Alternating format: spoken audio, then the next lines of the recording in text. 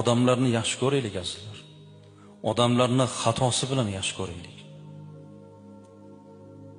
Faqat kir izlaydigan odam, xato izlaydigan odamchi, u Alloh urib qo'ygan, u Alloh shu holatga tushirib qo'ygan odam u odam. U yaxshilikni ko'rmaydi. Odamlarni yaxshiligini bilmagan odam Allohning bergan ne'matini qadriga yetmaydi. U Allohga ham shukr qilmaydi. Bir-birimizni hurmat qilaylik. Inson birinchi o'rinda inson. Al-mu'min akramu alallohi minal malaika. Mo'min Allohning huzurida maloikadan ulug'. Farishtadek odam deymiz, o'zi aslida o'sha farishtadek deganimiz u farishtadan ulug' odam bu odam.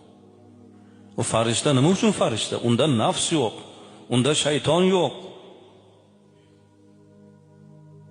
Odam nafsi bor, shaytoni bo'la turib farishtani amalni qilyapti, u odam farishtadan ulug' odam.